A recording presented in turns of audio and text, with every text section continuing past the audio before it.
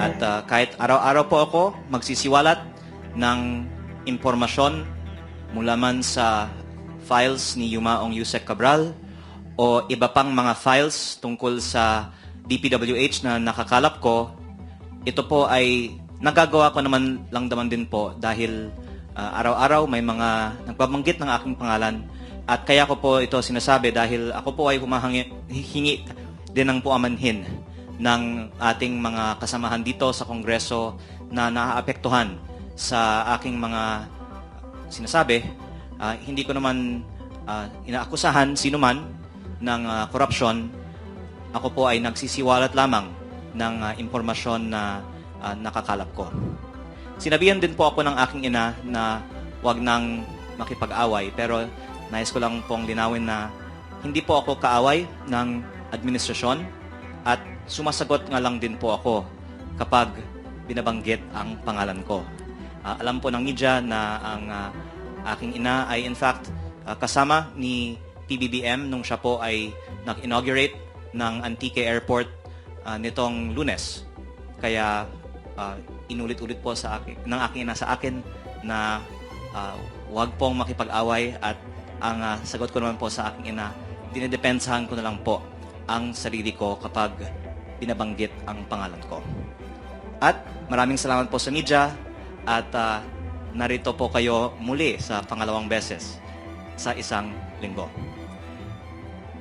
I have uploaded the list of projects from the files of Yusek Cabral over the past month, but more of them in the past day because I waited for the DPWH to officially release the list to the public.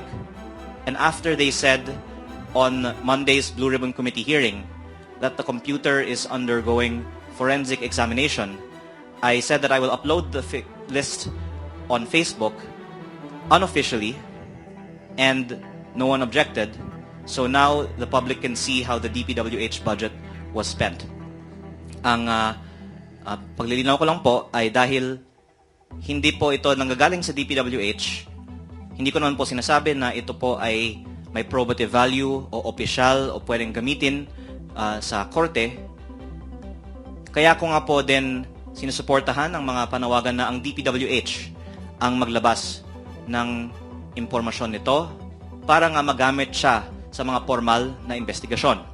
Pero wala naman po sigurong masama na ilabas ang mga impormasyon na ito for the public's information at baka ang mga concerned citizens ay makakatulong din sa mga investigasyon tungkol sa mga di umano'y anomalous projects. The 2025 NEP was divided according to the table that is behind me, which I also presented at the Blue Ribbon Committee hearing on Monday, according to the file of the 2025 NEP from the office of Yusek Cabral. And as you can see, the allocable budget is 401 billion pesos. Alam nyo na po na ang allocable, ang terminology para sa budget na pwedeng amyendahan ng mga district congressman. Tapos meron din iba pang mga panggagalingan ng mga budgetary allocations ng mga district congressman ayon po sa aking pananaliksik ng mga proyekto na sa mga listahan ng BIP on top at ang OT. Meron pong mga listahan dito na ginagamit para sa additional projects ng mga district congressmen pati na rin po ng mga party list representatives. Meron din po dito para sa senators, 20.5B, at meron din po para sa iba't ibang mga multi-year projects. Kung hindi po ako nagkakamali, ang nakatag dito as Sandy, karamihan po mga Maharlika Highway projects. Hindi ko po lang alam bakit nakapangalan kay Sandy. Meron din pong mga N1 Prio at non-allocable. Ang Department of National Defense ay may mga bases under the TCAS project na iniimplementa ng DPWH. Kaya para sa mga nasabing mga proyekto, wala po akong nakikitang anomalya. At ang intriguing lang sa akin kung meron pong, sabihin po natin, mahigit 500 billion pesos of projects in the DPWH NEP na may identifiable na mga proponents, which can also be used for further investigations on the links between these proponents and the contractors who were later awarded the projects funded by these budgets. Meron pong almost 200 billion pesos ng mga proyekto na nasa ilalim ng mga tinatawagang tag. Kabilang dito ang BINI 10, F1, OPESSAP, OT2, at SENTI 2025. At tinanong ko po si Secretary Bonoan nung Lunes kung alam po niya ba sino ang nagpapondo ng mga proyekto mula sa mga tags na ito, at sabi niya hindi niya alam. Itong file naman po ay galing sa opisina ni Yumaong Yusek Cabral. At sa aking sariling distrito, meron pong mga proyekto na kabilang sa mga listahang ito na tatalakayin ko din. So hindi lang po ito basta-basta listahan. Ito lang po ay nagbibigay ng impormasyon bakit may mga proyekto na ibinababa sa mga distrito namin bilang mga kongresista na hindi naman po inisyatibo ng kongresista. At nais ko lang malaman ng publiko at malaman para sa sarili kong impormasyon, sino ba ang nagpapondo ng mga proyektong ito, dahil siguro naman mahalagang impormasyon ito, lalong-lalo po dahil yung mga nasabi kong mga unidentified tags ay nasa mahigit kumulang 161 billion pesos sa 2025 NEP. Kasama din na din po doon ang leadership. So that's, I think, on the next slide if we can go to that.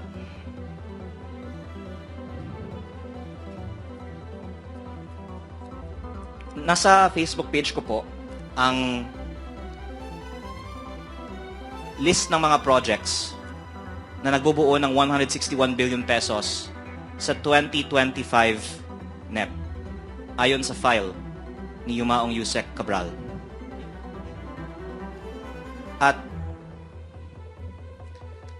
pagkatapos ng approval ng budget, na-bid out ang mga projects at nasa DPWH records ang winning contractors, kaya binangga lang po namin ang winning contractors sa mga nasabing mga project tags. At ito po ang mga top contractors. Ang number 1 at number 2 ay mga kumpanya na pinag-aari ng pamilya ni Congressman Garjola. Ang karamihan po nito ay nasa SENTI 2025 list. Nabanggit ko na din po noong Nobyembre pa, yung SENTI 20 list na 20 billion pesos of projects na may mukhang pre-ordering or pre-arrangements sa DPWH budget. At sa puntong ito, uulitin ko lang po na hindi lang pagkatapos ng namatay si Yusek Cabral, nabanggit ko na meron akong listahan at files mula sa kanya, dahil dito po sa inyong House Media Center, tinalakay natin ito noong Nobyembre. Nanawagan ako na proteksyonan si Yusek Cabral at ipreserba ang kanyang files, at ikinalulungkot ko po na matapos lang isang buwan, namatay siya at doon inaksyonan ang pag-preserba ng kanyang files. Noong Nobyembre pa ko po sinasabi ito, nanawagan ako na maging siyang state witness or mabigyan ng witness protection para maipaliwanag din niya ang mas malaki pang mga anomalya sa alokasyon ng DPWH budget. At all that time, wala din pong nagsabi na unauthorized kong kinuha ang files mula nung sinabi ko po ito in public pa sa Nobyembre. But moving on to the list, you can see the rest of the contractors named here. Ayoko pong mag-reach ng conclusions na may anomalya o korupsyon sa mga kontratang ito.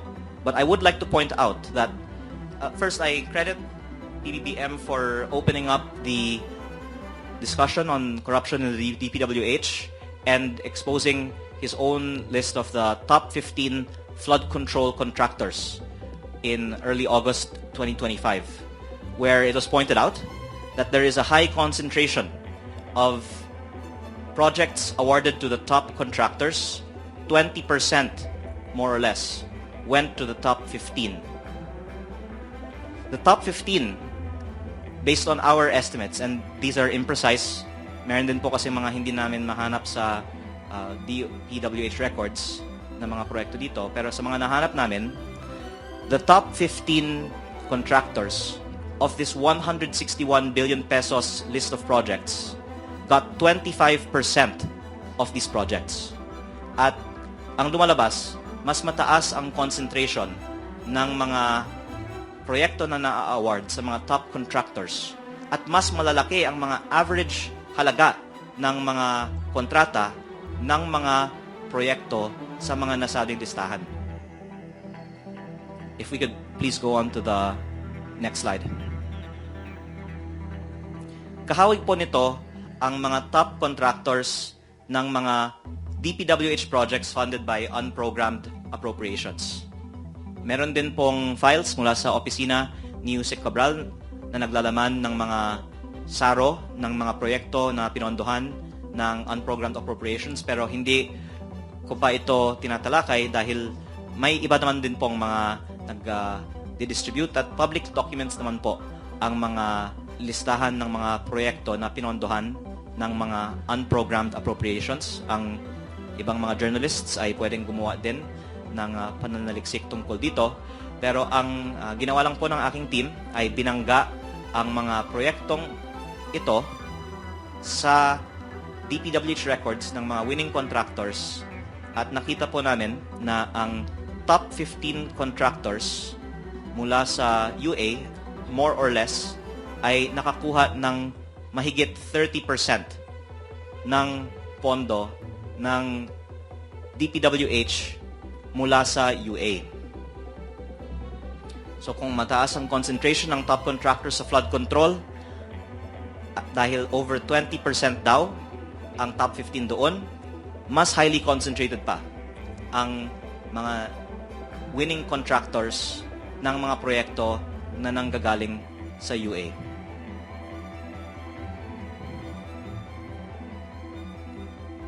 At ang ipa-point out ko po kasi ay, of course, as all of you know, ang UA projects ay hindi inaaprubahan ng Kongreso. Ito po ay hindi itemized sa General Appropriations Act kung hindi inaaprubahan ng lump sum. At ang pumipili ng mga UA projects ay ang DPWH. Kaya ako po ay nagpapasalamat sa Senate Blue Ribbon Committee hearing at nabigyan ang publiko ng pagkakataon na mapakinggan si dating DPWH Secretary Manny Bonoan noong Lunes. At natanong ko siya, paano pinipili ng DPWH ang mga proyekto sa UA, at ang kanyang sagot ay ito yung mga hindi na pagbigyan sa GAA. That's a very logical response. Pero lilinawin ko lang din po na ang UA ay 213 billion sa taong 2023 at 2024 para sa DPWH projects. 60 billion sa 2023, 153 billion sa 2024. At ang GAA sa taong 2024 at 2025 ay umabot po sa almost 2 trillion pesos. Kaya ito po ay parang 10% lang ng halaga ng GAA, pero ang request naman na hindi na pagbigyan para makapasok sa GAA ay baka kasing laki din ng GAA o 2 trillion. Ang punto ko lang po ay hindi sapat na sabihin na ang mga pumapasok sa UA ang mga hindi na pagbibigyan sa GAA. Dahil among those na hindi na pagbibigyan sa GAA, kailangan pang pumili ano ang makakapasok sa UA. Ganon din po sa mga nakakapasok sa additional budget requests ng DPWH tulad ng mga nabanggit kong mga listahan na walang identified na district congressman na proponent. Kaya ang tanong ko po, with all due respect sa DPWH, sino ang pumili na sa daming mga proyekto na hindi napopondohan, itong 213 billion sa UA o itong 161 billion sa NEP na hindi ko ma-identify ay nanggaling sa isang district congressman ay napondohan?